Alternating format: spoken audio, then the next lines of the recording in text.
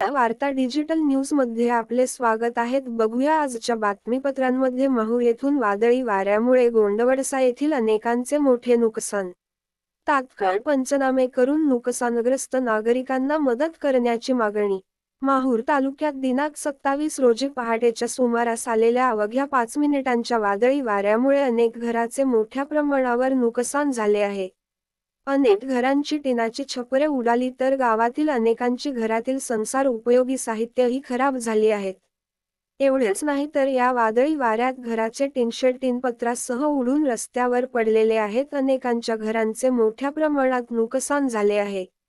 त्यामुळे गोंडवडसा येथील अनेक नागरिकांचे लाखो रुपयांचे नुकसान झाले आहे। हवामान विभागाने नांदेड जिल्ह्यात विजेच्या कडकडाटासह वादळी वारे होण्याचा अंदाज वर्तविला होता। तो खरा ठरला असून शुक्रवारी दिनांक 27 रोजी सकाळच्या सुमारास जिल्ह्याच्या काही ठिकाणी पाऊस व अचानक आलेल्या वादळी वाऱ्यामुळे महूर तालुक्यातील गोंडवडसा येथे चक्रीवादळी वाऱ्याचा तडाखा बसला आहे। यात शेतकऱ्यांचे व गावकऱ्यांचे अतोनात नुकसान झाले आहे। मात्र या वादळी वाऱ्यामुळे कुठलीही जीवितहानी झाली नाही।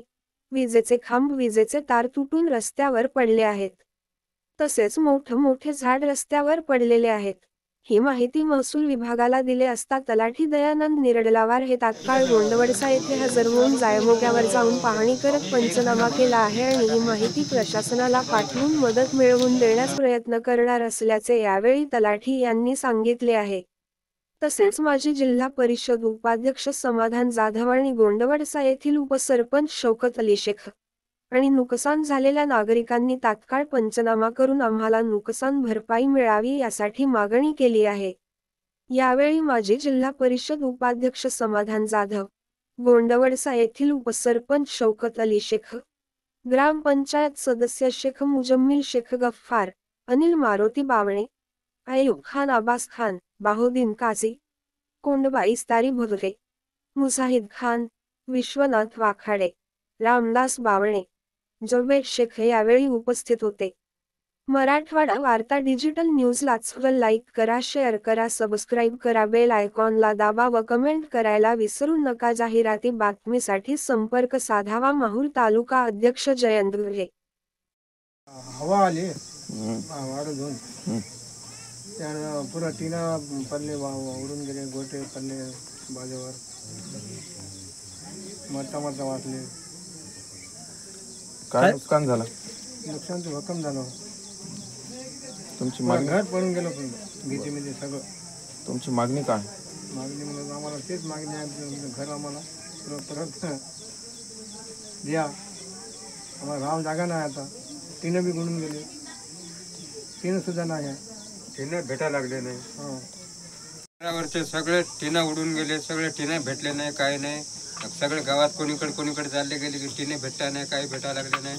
आम्हाला राहायला आता सध्या काही नाही, आमची ताकद बी घ्यायची नाही।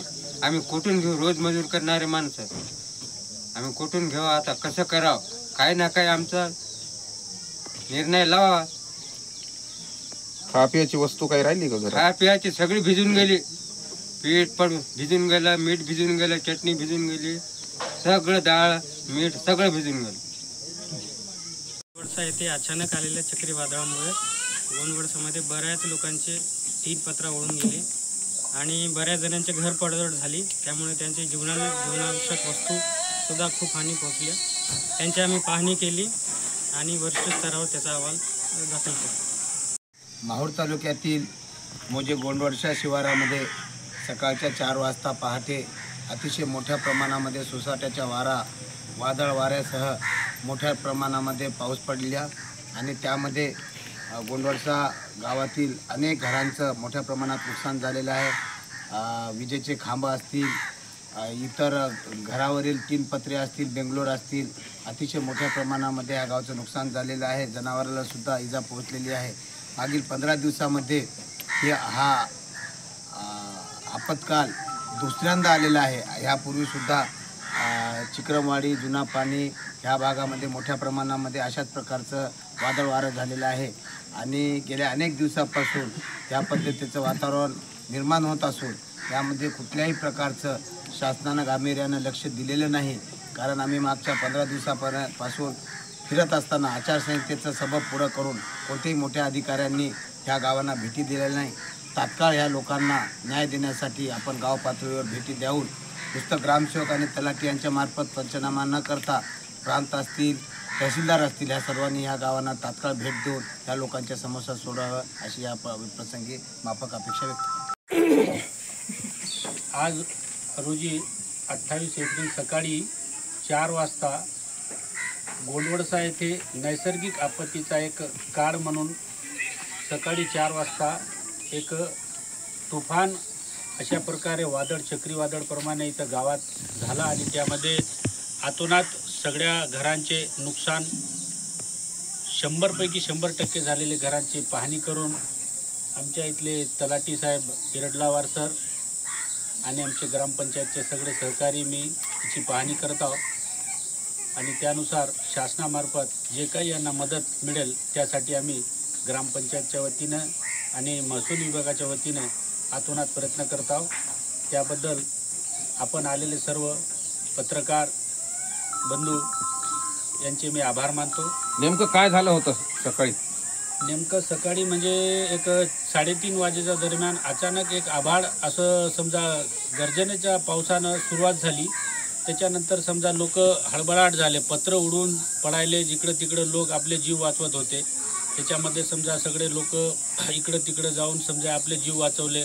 घराचे पत्र, एकाच्या घराचे पत्र 500-500 मीटर दूर पडून गेले. समजा एक अतोनात तुम्ही नुकसान झाला, तुम्ही बघू शकता त्या पद्धतीनं नुकसान झालेलं आहे इथं. आणि शासनाला आमची विनंती आहे गोंडवडसा ग्रामपंचायत मार्फत की याचं जास्तीत जास्त नुकसान भरपाई देऊन आम्हाला सहकार्य करावं.